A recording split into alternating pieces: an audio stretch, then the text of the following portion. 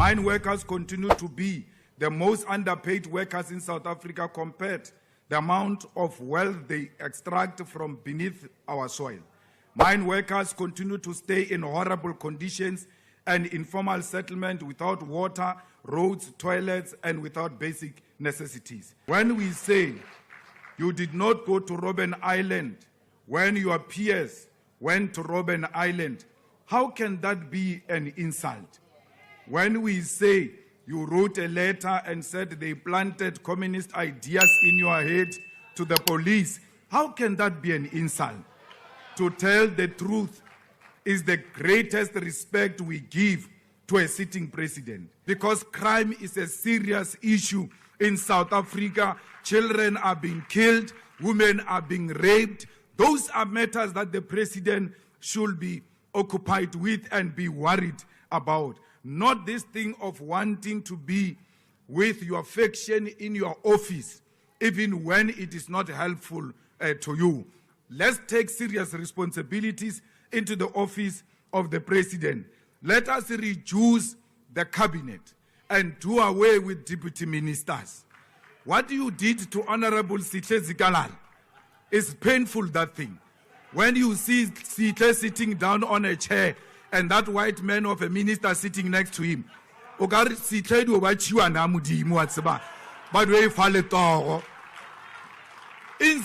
of just removing Sihle and closing that deputy ministry, you humiliate him in a manner you have done. Why is crime not in the office of the president? You have something called evaluation and monitoring, which can monitor itself. How can it monitor other ministries? It has got no capacity to monitor itself. So we are making a call that instead of having these useless departments in your office, bring police in your office who will continue to engage each other robustly. You asked me a question and said, where were you? It was biologically impossible for me to be there. So don't question me. Go and question my mother and my father why I was not there. But when the time came, I showed up. Yesterday, the president of the GNU spent a considerable time saying that our input and contribution during opening of parliament debate was playing the man and not playing the ball. The president wrongly said that we previously insulted him by saying that his father was a police officer during the dark days of apartheid, and that even when such is a fact, he is proud that his father was a law enforcement officer of apartheid laws. Let's put the facts right in front of this parliament. We never ever have made any reference to President's father in this parliament, and even if we did, it would have been a statement of fact and not insult. Here we speak truth and nothing else but the truth. In our characterization of the ball which you spoke about here, which you said we must play, we will also characterize the players to have a fuller picture of both subjective and objective political and ideological conditions. You can never only play the ball without understanding the strengths and weaknesses of the player. We will also welcome, and this we did at a number of times, we welcomed and tolerated whosoever does that against us. When we get criticized by your side, even sometimes the political amateurs like Butimana Mel, who come and attack us personally. Otherwise, why is there Nelson Mandela Day? The individual strength of Mandela is what we are drawn to reflect upon, learn from him as a leader, but more broadly as a human being. It is a fact that in light of the government of national unity, which originates from the white capitalist establishment, we needed to appreciate your own historical involvement with these white people.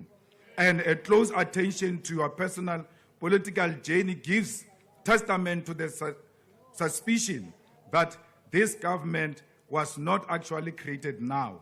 It came from long time ago because you were made a project long time ago. To say someone's parent is a nurse, it will never be used as an insult. To say someone else's parent is a police officer can never be used as an insult. You spoke about your father in order for you to drag my grandmother unfairly so, because my grandmother has got nothing to do with what I'm doing here. So I want to state it very clear that, President, we respect each other and will continue to engage each other robustly. Secondly, Parliament and political work in general is not for soft-skinned people who will use all languages to complain whenever we give fair but robust and direct characterization of their political conduct. Deputy ministers do not have a role to play. They are unnecessary. We put a lot of money in the offices of deputy ministers who are not even known by anyone.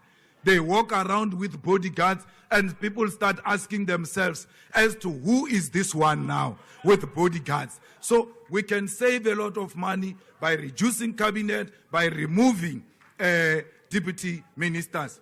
President, nalwena reatompana ibile rinna pleke ti nalwena refitaria ko each other's house riaka mautu. We don't need cabinet we don't need parliament to make an appointment. When we want to see each other, we have done so before. And I criticize you even when it is just the two of us. I'm not criticizing you here because I see these honorable members of parliament. A lot of money is being spent on useless things instead of redirecting those resources into the projects that are beneficial to the people of South Africa. We don't understand. Why did you take intelligence and put it in your office instead of going to take the water crisis project of Hammanskraal and make it a presidential responsibility and deliver water? Let that water crisis sit in the office of the president if you mean it. We don't have a crisis of intelligence. That thing is imagination. The crisis is water in Guyana.